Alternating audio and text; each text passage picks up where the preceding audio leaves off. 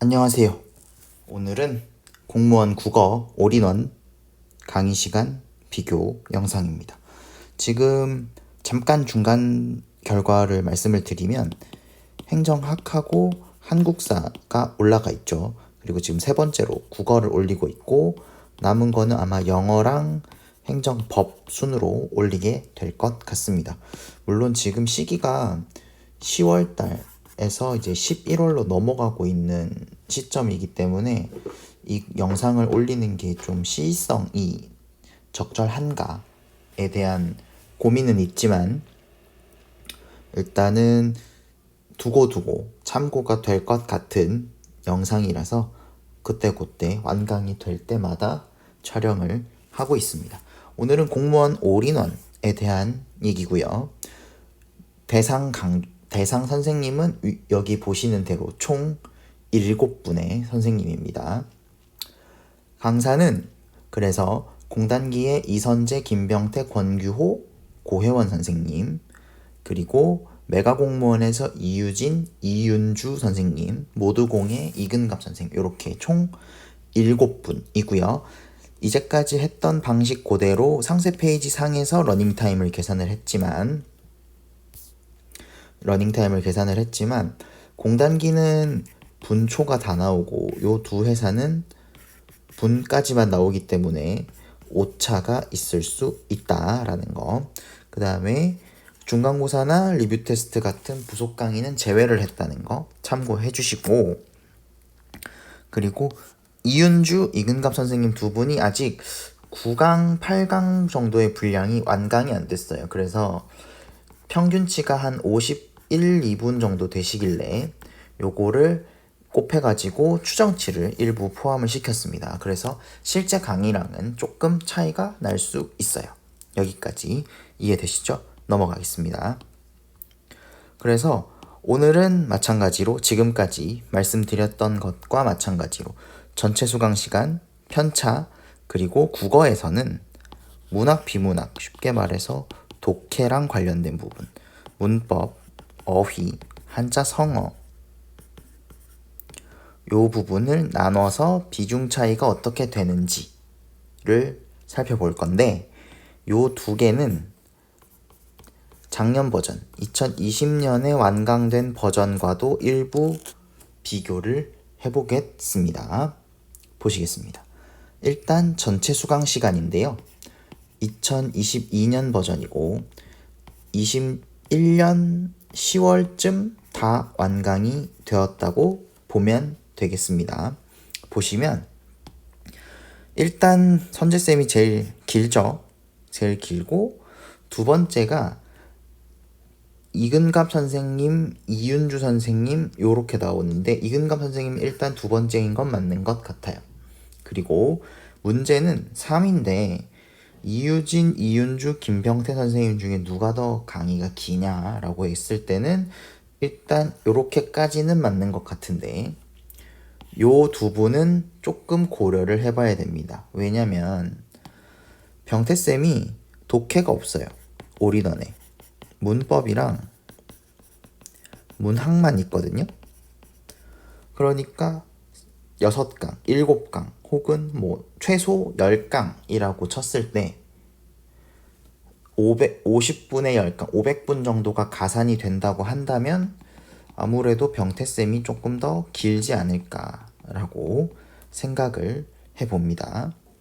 그래서 요렇게 4, 5, 6, 7이고 권교 선생님 같은 경우는 아예 시즌 처음 시작하실 때부터 전공 과목, 그러니까 선택 과목이 필수 과목화 되는 요 현상에서 국어가 부담이 되면 안 된다라는 걸 처음부터 말씀을 하셨고 올인원의 분량을 확 줄이겠다고 말씀을 하셨죠. 그래서 다른 분들에 비해서 정말 압도적으로 강의가 짧다는 걸 알 수 있는데, 물론 이것도 뒤에 가서 제가 다시 말씀을 드리겠지만 나머지 분들까지 봤을 때 커리큘럼상 일부 요렇게 해도 권교 선생님처럼 올인원이 짧아도 되는 이유가 있기는 하니까 요거는 뒤에 가서 다시 말씀을 드릴게요. 그러니까 올인원이 짧아질 수 있는 이유가 커리큘럼상 어떻게 진행이 되는지에 따라서 달라지거든요. 그러니까 한번 보겠습니다. 요거는 2020년에 완강된 버전이에요. 그러니까 작년에 완강된 버전인데 차이가 어떻게 되냐면 지금 제가 보면은 이선재, 김병태, 고혜원 선생님만 비교를 했을 때 보면 이선재 선생님이 올해 작년과 비교했을 때 382분 증가했고 병태 선생님은 19분 증가했고요. 고혜원 선생님이 451분 플러스가 됐습니다. 요 작년 강좌에 비해서 생각보다 강의가 다들 뭐 전문 과목 시대에 맞게 하네 아니네 라고 말씀을 하시지만 주요 선생님들의 러닝타임이 조금씩 다 길어졌어요. 이유진, 이윤주 선생님은 사이트를 옮기셨기 때문에 제가 이전 버전을 확인은 못 해봤지만 아마 비슷해졌을 거라고 생각은 합니다. 비슷해졌을 것 같다는 생각은 들지만 요 두 분이 뭔가 전문 과목 시대에 맞춰서 뭐 어쩌고 저쩌고 커리큘럼 영상에서 일부 커리큘럼 간소화에 대해서 조금 말씀을 하셨던 걸로 기억을 하는데 그러니까 전문 과목 시대에 맞춰서 뭔가를 준비했다라고 말씀을 하셨던 기억이 있는 것 같은데 실제로 커리큘럼이 더 늘었다는 거 요거는 참고를 좀 해주셔야 될 것 같습니다. 이유는 제가 뒷부분에 가서 다시 말씀을 드릴게요. 러닝타임 편차입니다. 아무래도 고혜원 선생님 같은 경우는 예전에 제가 신의 한 수 한자 들을 때부터 그렇지만 러닝타임 자체를 굉장히 신경을 쓰신다는 느낌을 좀 많이 받았어요. 아침 강의를 많이 하셔서 그런지 모르겠지만 항상 일정한 러닝타임을 유지하려고 하신다는 생각이 많이 들었고 나머지 분들은 이렇게 보시면 될 것 같은데 지금 생각해 보셔야 되는 분들은 요 두 분입니다. 요 두 분은 앞부분에 강의 하나가 약간 뭐라고 해야 되지? 개요? 그 해당하는 단원의 개요에 해당하는 설명을 10분에서 20분 정도 짧게 설명하고 바로 다음 강의, 내용 정리 강의로 쭉쭉쭉 넘어가는 경향들이 있기 때문에 요 강의들은 10분에서 20분이고 보통 내용 설명하는 강의들은 50분에서 60분 정도 되다 보니까 편차가 커질 수밖에 없다는 점 참고를 좀 해주세요. 편차 확인해봤고 그 다음 제일 중요한 거 문학, 비문학과 나머지 문법, 어휘, 한자성어의 비중 차이인데 일단 제일 눈에 띄는 번부터 보죠.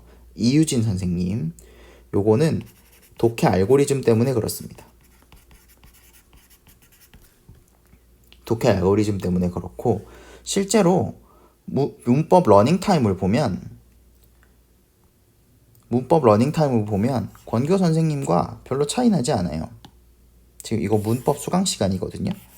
권교 선생님과 별로 차이가 나지 않습니다. 그러니까 중요한 내용들은 모두 다 다루고 있다라고 보시면 되고 빠지는 거는 암기사항이라던가 고전 문법이 조금 빠질 텐데 그거는 이유진 선생님은 이 부분을 특강으로 일부 처리를 하고 계시죠. 그러니까 컷 높은 직렬이 아니라면 굳이 고전 문법을 할 필요가 없고 어문 규정을 암기하고 반복하는 부분에 대한 부담을 가져도 되지 않는 직렬 그러니까 국어를 무조건 85점, 90점, 95점을 받아야 되는 직렬이 아니라면 굳이 문법이 길 필요가 없기 때문에 이유진 선생님의 문법 비중이 낮다고 해서 실제로 내용 자체가 빠지는 건 아니다 라고 생각해 주시면 될 것 같고요.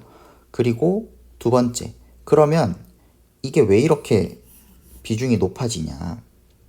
연습 문제가 엄청 많아요. 독해 알고리즘 같은 경우는.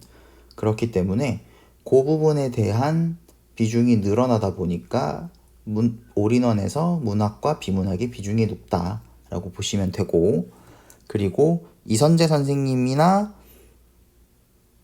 나머지 이선재 선생님, 이윤주 선생님, 이근갑 선생님 같은 경우는 요 세 분은 문학 작품에 대한 분석 연습이 많이 들어갑니다. 그래서 비중이 다른 분들보다 조금 높고, 아까 봤을 때 러닝 타임도 긴 분들이었죠. 이유는 작품 연습이 들어가니까. 이해되시죠? 그러면 권교 선생님은 문학, 비문학에 대해서 조금 더 강점이 있다고 알려진 분인데 왜 이렇게 문학, 비문학의 비중이 작으냐? 러닝타임을 보면 문학, 비문학 수강 시간이 7분 중에 가장 낮아요. 가장 낮은 이유는 개념어와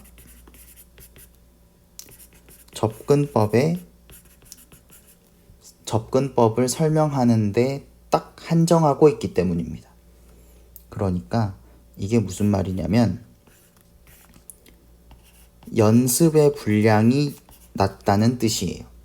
정말 핵심적으로 딱 필요한 연습량만 채우고 있고 나머지는 올인원에 없고 어디 있냐? 계기문에 있죠.